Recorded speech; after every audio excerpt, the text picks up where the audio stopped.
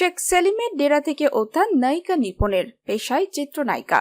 তবে এই পরিচয় ছাপিয়ে তিনি হয়ে উঠেছিলেন শেখ ফজলুল করিম সেলিমের রক্ষিতা।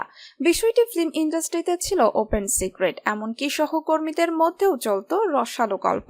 তবে মাথার উপর শেখ পরিবারের সদস্য সেলিমের ছাতা থাকায় কেউ টু শব্দ করতে পারেনি, আর এই সুযোগ কাজে লাগিয়ে নিপুণ হয়ে ওঠেন অপ্রতিরোধ।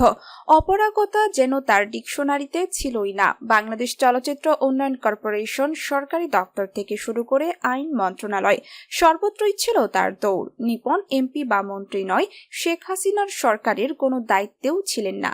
তারপরও তার এই প্রভাবের উৎস কি, নেপথ্যে কে, বিষয়টি অনেকেরই জানা। তবে মুখ খোলার দুঃসাহস দেখাননি কেউ, যদিও কখনো কখনো ক্ষীণভাবে উচ্চারিত হয়েছে আড়ালে থাকা একটি নাম, শেখ ফজলুল করিম সেলিম ওরফে শেখ সেলিম। শেখ হাসিনা সরকারের অত্যন্ত প্রভাবশালী ব্যক্তি। সম্পর্কে শেখ হাসিনার ফুফাতো ভাই, আওয়ামী লীগের সভাপতি মণ্ডলীর সদস্য। প্রধানমন্ত্রীর পরেই তার প্রভাব ছিল বলে মনে করা হয়। জনসম্মুখে নিপন শেখ সেলিমকে আঙ্কেল বলে সম্বোধন করলেও তাদের একান্ত ঘনিষ্ঠতা সম্পর্কে জানত অনেকেই। শেখ সেলিমের ভালোবাসায়, আশীর্বাদে অবৈধ প্রভাব বিস্তার করেছিলেন নিপন। সরকারি বেশ কয়েক দফতরে ছিল নিপনের রাজত্ব। এর মধ্যে অন্যতম রাজধানী উন্নয়ন কর্তৃপক্ষ।